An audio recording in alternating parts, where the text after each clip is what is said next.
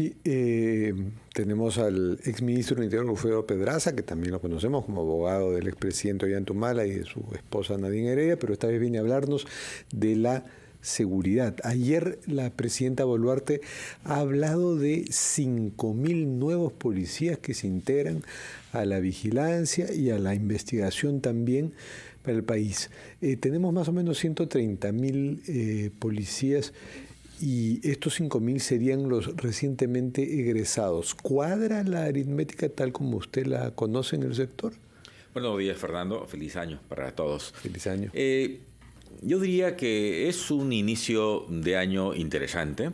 5.000 policías es usualmente el promedio anual de egresos de las 17 escuelas de formación policial que tenemos en el país.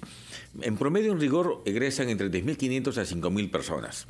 ¿Qué quiero decir? Que si bien la cifra es interesante, no hay nada extraordinario, digamos, novedoso, que haya gatillado más efectivos policiales de modo extraordinario, sino es lo que debían de egresar a fin de año, como viene ocurriendo durante hace largo tiempo.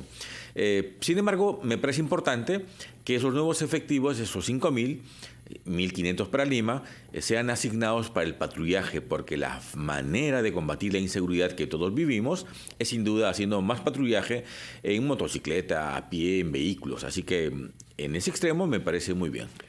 Pero también se requiere investigación y lo que no sabemos exactamente cuál es el balance, cuántos irán al patrullaje y cuántos harán investigación. De lo que escuché el discurso del comandante general, del ministro y la presidenta, ambos tienen, esos 5.000 tienen la especialidad de investigación criminal y de prevención. Lo más probable, y es lo que han señalado, es que todos van al patrullaje. Me parece muy bien en principio, pero evidentemente, usted tiene razón, el otro hueco es la investigación criminal. Sin embargo, para asignar efectivos policiales en ese rubro se requiere, yo diría, mucha más capacitación, un poco más de expertise, un poco más de calle, que seguramente después irán llenándose. En el anuncio de la presidenta lo que no me ha cuadrado son las cifras. Dice que hay como 150 millones para dinamizar la prevención y poco más de 5.000 millones de soles para construcción de comisarías y más patrullaje. 5.000 millones de soles es un tercio del presupuesto total del sector interior, que son como 12.000 y pico millones. Es decir, nunca ha existido 5.000 millones de soles para inversiones. Para gasto corriente, sin duda, pero en realidad un presupuesto del sector interior y de la policía se mide en cuánto se asigna para inversión. Y esa cifra, lamentablemente, todavía es muy pequeña. Usted es un abogado y ha sido ministro del Interior, conoce muy bien a la Policía Nacional. ¿Qué opina sobre el decreto legislativo 1605 publicado por el gobierno que altera los términos de la policía en su relación con la Fiscalía y que algunos consideran inconstitucional, de manera que queremos conocer su opinión, pero como el tema es complejo, puede prepararse durante una breve pausa, después de la cual retomamos nuestra conversación con usted, el señor Wilfredo Pedraza. Vamos. Volvemos en la presente noticias con el exministro del Interior, Wilfredo Pedraza. Mi compañero Fernando Caballo le había hecho una pregunta sobre el decreto legislativo 1605 que refuerza los poderes de la policía en la investigación penal en detrimento de la Fiscalía. Queremos conocer su opinión como abogado y como, además, persona que conoce con detalle cómo funciona la policía. Me parece interesante el tema. Puedo decir que he visto la materia desde los dos lados. Desde de promover la reforma procesal penal que daba facultades al Ministerio Público, hasta el conflicto que ha vivido lamentablemente entre Fiscalía y Policía por quién tiene más capacidad de investigación. Mi impresión es que en este momento la reforma es excesiva. Sí creo que la policía debe tener facultades para investigar de oficio en casos de flagrancia, por ejemplo, con una dirección jurídica del Ministerio Público, pero la Constitución marca una línea que me parece no hay que cruzarla. la dirección de la investigación le corresponde a la Fiscalía y no a la policía. Desde el inicio. Desde el inicio. Eso me parece que debe estar claro. El argumento que dan es qué hacer si estamos ante un hecho flagrante y no llega el fiscal. Y se quejan muchos policías de que los fiscales arrastraban los pies antes de llegar. Diría que en los últimos 10 años la Fiscalía mediatizó a la policía porque daba instrucciones muy básicas para investigar. Hoy la policía, por fuerza de la realidad, ha recuperado la capacidad de investigar. De hecho, la hace. De hecho, la Fiscalía casi no hace investigación, la deriva toda a la policía. En ese contexto, la reforma parece muy interesante. Creo que es interesante en la medida que la Fiscalía no pierda la capacidad de control, no pierda la capacidad de la calificación jurídica del resultado de la investigación policial. Porque si la policía hace la calificación jurídica, yo diría que estamos cruzando una línea que puede ser inconstitucional. Me parece muy bien que la policía investigue. Creo que sabe mucho más y tiene más herramientas que el Ministerio Público. Pero libertad absoluta, sin control, podemos exponernos a gruesos espacios de corrupción que no es lo más conveniente en temas de carácter penal.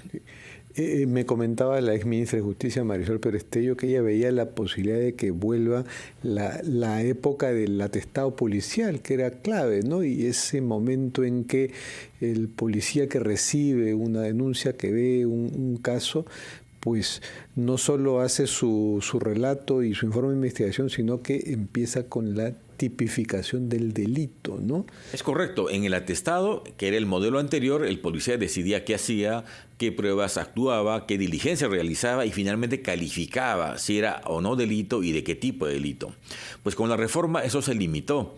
Decía, tú policía, haz la investigación, haz un informe, pero no califiques legalmente porque es un proceso que requiere formación jurídica y eso lo tienen, se supone, los fiscales.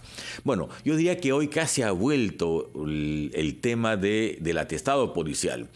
Me parece que el Congreso debe de revisar los extremos de la reforma para guardar un equilibrio mucho más fino para preservar en el Ministerio Público la capacidad de calificar jurídicamente el resultado de una investigación, pero sin cortarle los brazos a la policía para investigar de oficio en caso haya flagrancia. A mí me queda muy claro por la experiencia finalmente de abogado, es que la Fiscalía no investiga. La Fiscalía tiene poca capacidad de instruir incluso al policía qué hacer. Por tanto, no hay que reducir capacidad de investigación en la policía, pero hay que tener mecanismo de control. La calificación jurídica debe estar, yo diría, debe conservarse en el Ministerio Público porque eso garantiza independencia, garantiza una interpretación correcta, diría, en favor del ciudadano. Señor Pedraza, usted ha dejado de ser ministro del Interior hace 10 años. Correcto. Y ha mantenido una observación lo más detallada posible de lo que pasa con la seguridad ciudadana y los resultados son malos, sino calamitosos. ¿Dónde están las fallas principales? Yo diría que, y eso es incontestable desde mi punto de vista, la inestabilidad política que el sector ha tenido desde el año 2017 probablemente.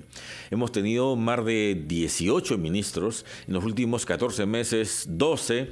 Entonces, la inestabilidad se traduce en falta de liderazgo en la policía, paralización de las inversiones, desconcierto en los mandos policiales, no saben si continúan o no, y por tanto lo que ha pasado en el sector interior es no hay compras, no hay liderazgo, no hay control, incrementa la corrupción, consecuentemente no hay políticas de mediano plazo, no digo de largo, de mediano plazo siquiera. Entonces, la inestabilidad que genera el Congreso, que genera la propia situación, yo diría que es el principal aliado de la delincuencia, con un factor adicional. Es que en los últimos 3 años hemos tenido una fuerte migración de delincuencia organizada.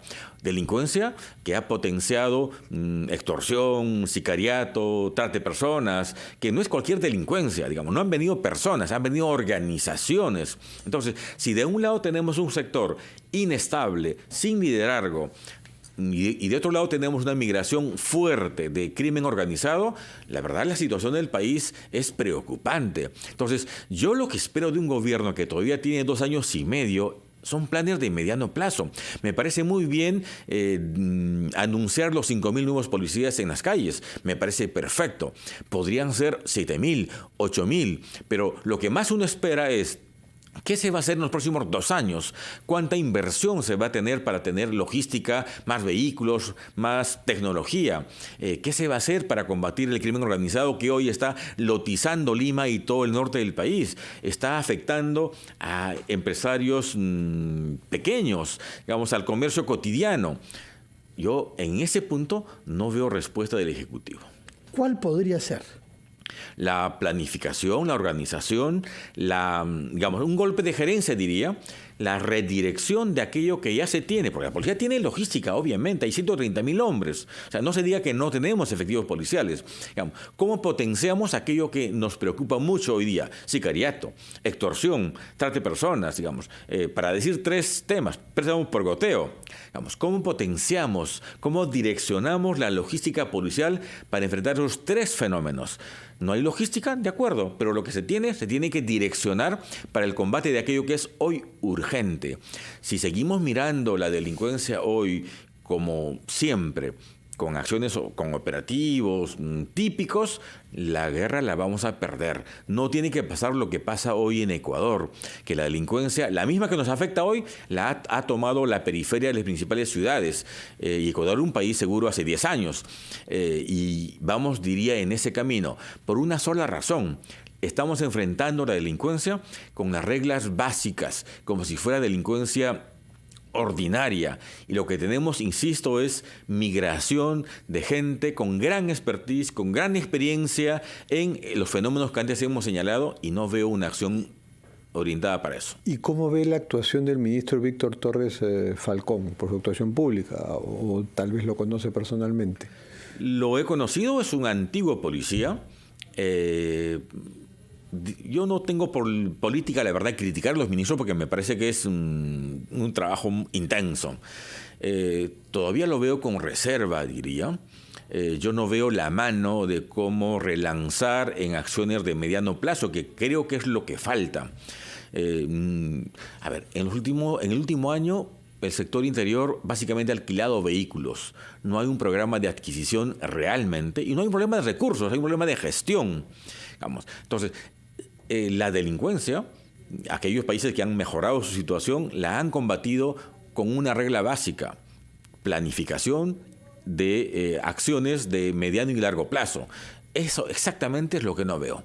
Es verdad que la ciudadanía tiene alta demanda y por tanto se intenta responder con eficacia con temas puntuales, coyunturales, pero un gobierno y un ministro tiene que pensar en acciones inmediatas, es verdad, para responder demandas, pero tiene que pensar en acciones de mediano plazo, y ese hueco no la veo. Y si eso no lo vemos, no vamos a resolver el tema. No nos dice cosas alentadoras, porque lo que uno concluye es que las organizaciones criminales están desenvolviéndose con más modernización y con más eficiencia que el Estado. Lo que tenemos felizmente hoy, diría, es un comando policial estable. El comandante general tiene gestión para 3 años, está 6 meses. Eso me parece muy bien porque la estabilidad permite planificar. Pese a alguna carta un poquito dudosa que recibió del ministro del Interior, que la retiró al cabo de un par de días, ¿no? Pidiéndole que no ejecute algunas decisiones que habían sido tomadas ya sobre colocaciones de... Eso me parece extraño, porque esa decisión no hubiese ocurrido jamás en una gestión en la que el ministro y el comandante general coordinan. Esas son decisiones, discusiones internas, pero si el ministro pide algo y el comandante general hace lo contrario, hay un quiebre. Espero que no sea un quiebre realmente. Bueno, la coordinación y el diálogo tiene que ser intenso. Esperamos y privado. todo. Señor Pedraza, muchas gracias por estar acá. Fernando Vivas, nos despedimos.